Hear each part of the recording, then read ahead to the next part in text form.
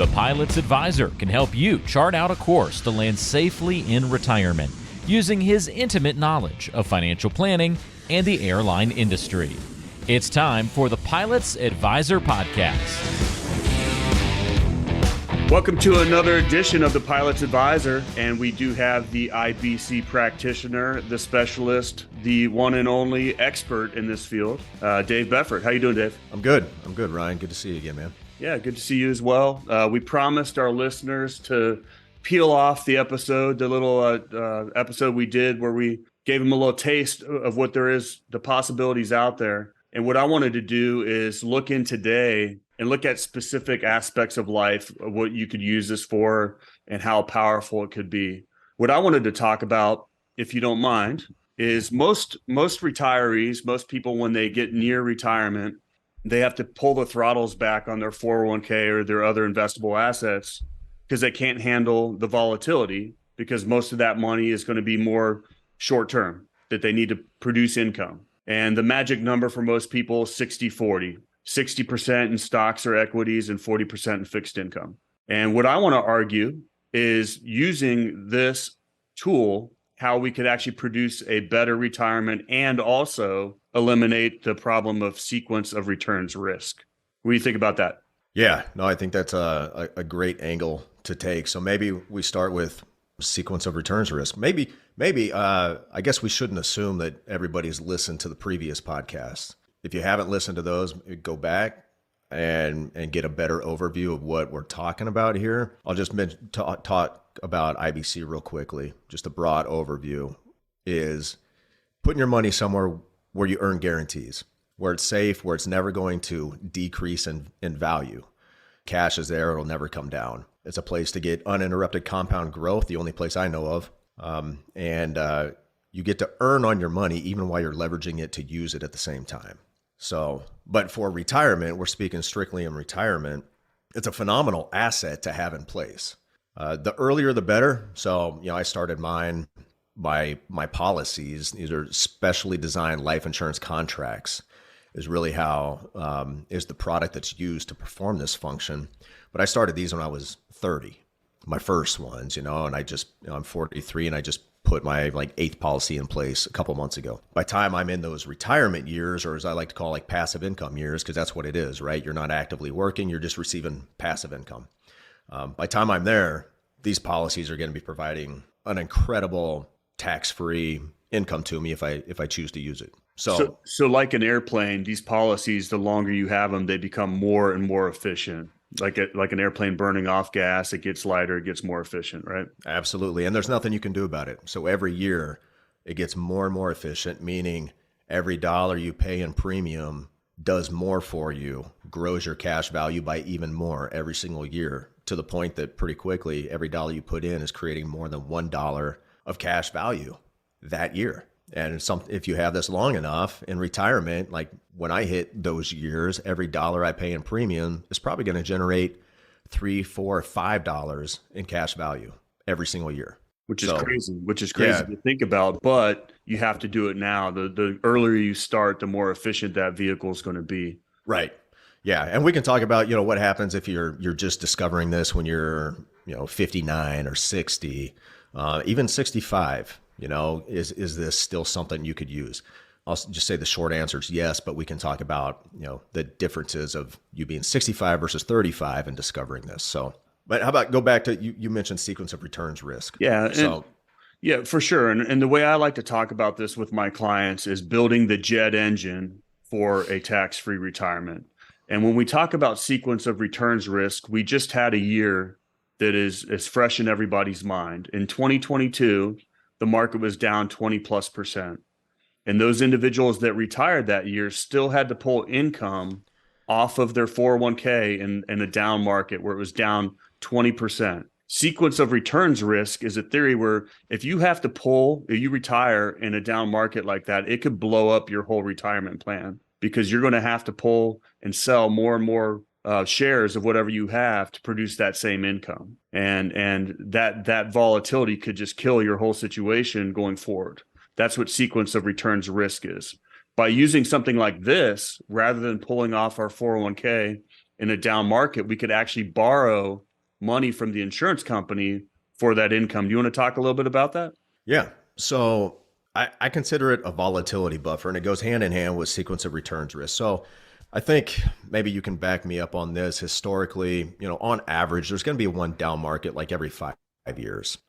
So if you're in retirement, you retire at 65, you're going to have 4 or 5 down markets during your retirement on average. You should just plan on those, right? Like expect the worst and plan for it, because it's going to happen. You're not going to go 20 years of an up market during retirement. There's going to be down years.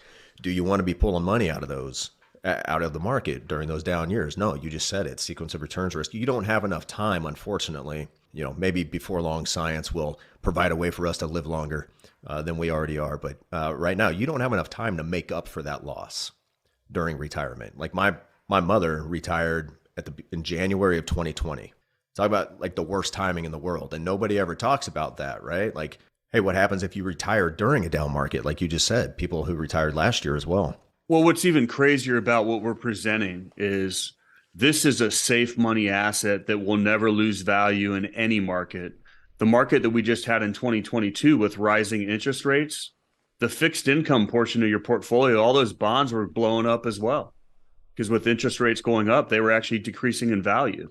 So we had an unprecedented market that you couldn't hide from, all the bad things. If you had safe money assets like this that never lost value that you could borrow against, tax-free, mind you, it wouldn't have been a problem at all. Right. And guess what happened in 2020, 21, 22, and this year in 23?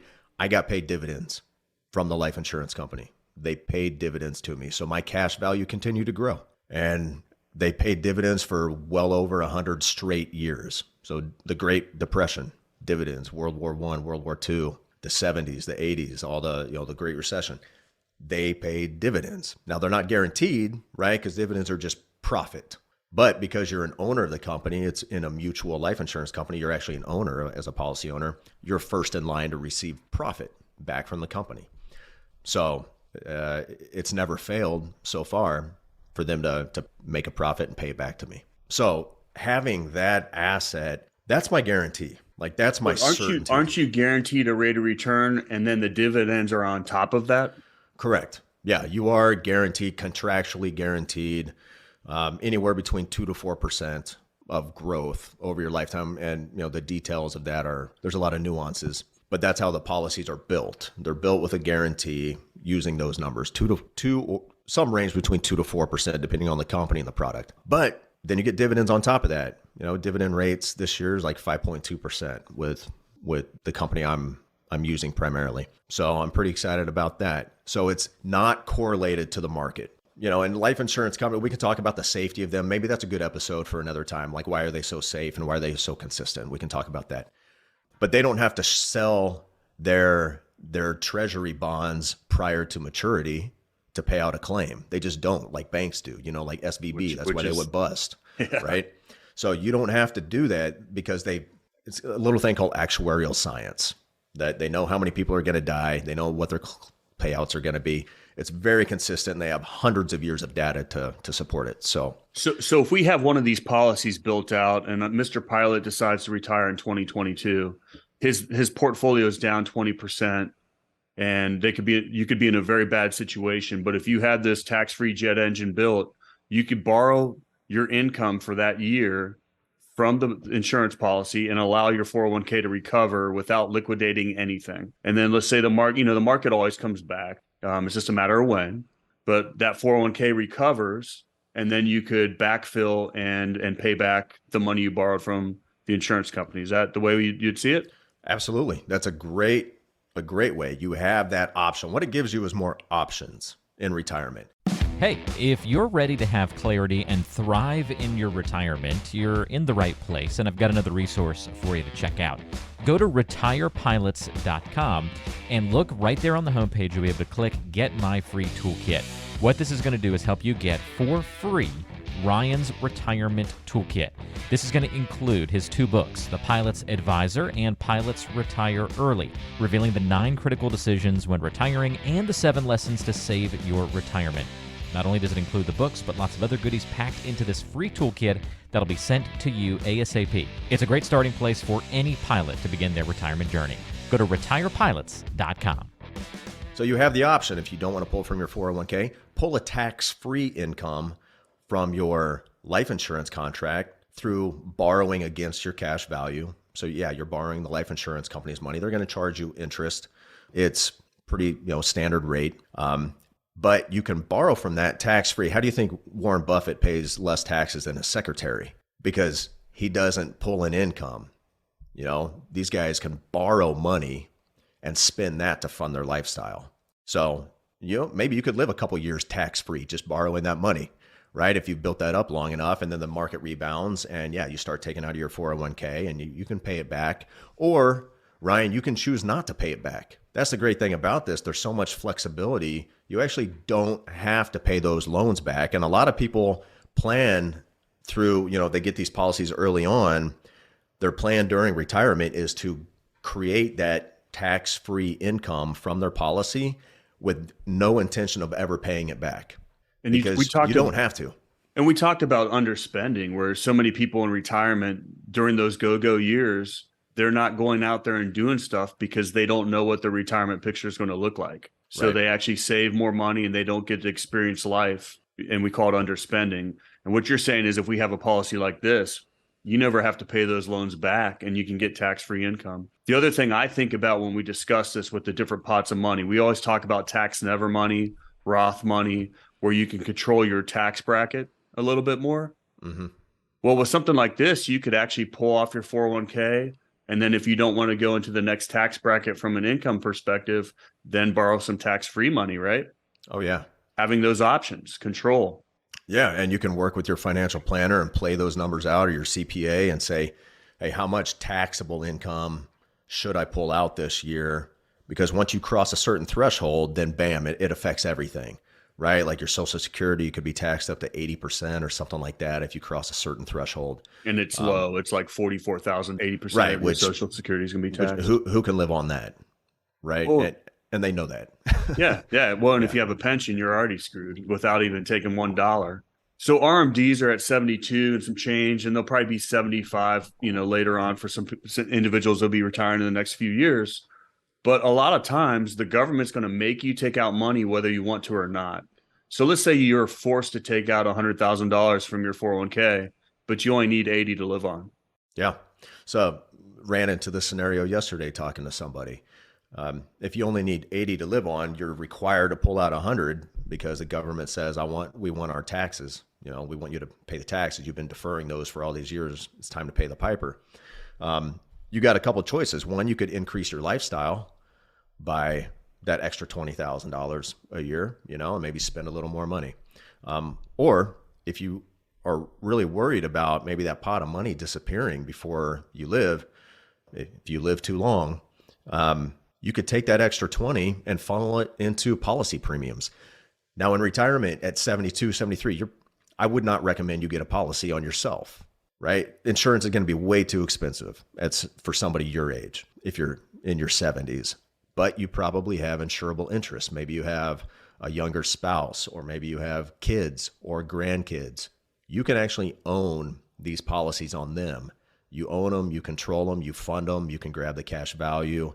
The only difference is the insured is somebody much younger and healthier, presumably. So you can still do this. But yeah, taking that extra cash that you don't need, instead of just stuffing it in a bank account for the rainy day, put it into some place that's going to create multiple benefits and guaranteed growth and protection for your money and create legacy. Never lose value. Right. No matter what the market does. Or no matter if a bank fails, your money's still safe.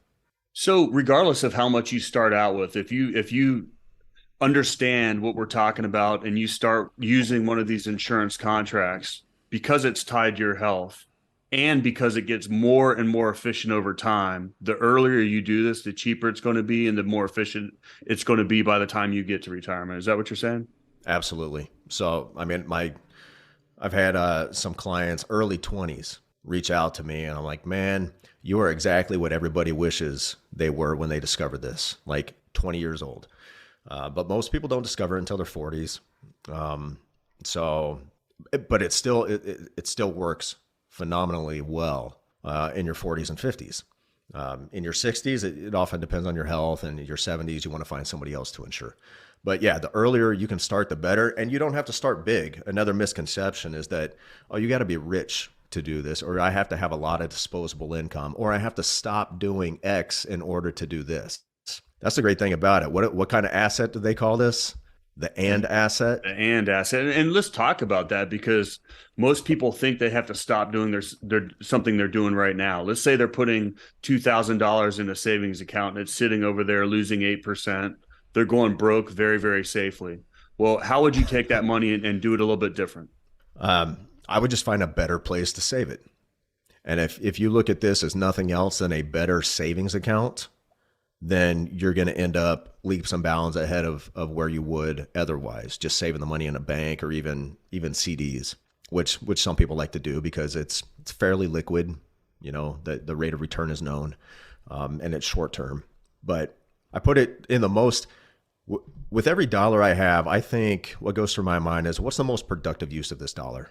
So I have a lot of cash value built up. I could pay cash for a vehicle, or I could finance it with the bank. I don't have a one-size-fits-all answer for that. My answer is, what's the most productive use of these dollars? Do I want to use them on that truck, or do I want to maybe put them into an investment over here? Because you can do both, right? I just talked to put a contract in force with a pilot last week he likes to do a lot of investing himself in the market. And he's like, yeah, I don't really want to stop that. I said, well, that's the good news. You don't have to. It's really just as simple as sequencing your dollars. Put them through this asset first and then borrow against them to go do your investing if that's what you want to do. So even if you wanted to put $20,000 into the market, you run it through the policy, which is going to benefit you, where that money will grow forever. But then you borrow it back from the insurance company and still invest it and do exactly what you were doing. But now you've just created an and asset. Yeah, and you've created multiple rates of return, because now you with the money you borrowed, you put that to work earning a rate of return. But guess what? You didn't borrow your own money. Your own money is still in the policy, earning interest and dividends for you at the same time. So you've literally put every dollar in two places at the exact same time. Like, there's very, very powerful once you see it, for sure. Right. So the earlier you can start, the better, the more efficient it gets. But I would also say it's never too late to start. Well, absolutely. I mean, we talk about when's the best time to invest. Well, it's now. It's always now. And the one factor with anything that we talk about, the biggest factor is time. And I look at it, starting a policy on your children, when they're like 10, how efficient that's going to be when they're in retirement. If you want to talk about whether it's college savings or it's legacy planning and passing it on, well, we're building something out that's liquid, guaranteed not to lose value. It's always going to grow. And there's a tax-free death benefit that's associated with it. So you're passing on all that money tax-free to your heirs. Very, very powerful. Legacy. Yeah. So legacy's got to start with somebody. So if your parents didn't start it with you, for your family, you got to be the one that starts it for the generations to come. That's the way I look at it. Well, and the best thing I think about it too is, don't focus on the product. Don't focus on what it is. Look at all the things that it does for you. Focus on all the benefits and have that vision. If you have that vision, this makes total sense and you're going to change your family's life. Right. Absolutely. Well, out of respect to everybody's time, Dave, do you got anything to add to this as we're talking about different uses for the IBC method and overfunded whole life insurance contracts? Oh, yeah, I got plenty to add to it, but we should probably split it up into about a dozen more episodes. All right. Well, we appreciate your time. Thanks for joining us again. Gotten a lot of feedback from our listeners, so we want to hear more from you. And thank you so much for sharing your knowledge. You bet. We'll see you. Information is for illustrative purposes only and does not constitute tax, investment, or legal advice. Always consult with a qualified investment, legal, or tax professional before taking any action.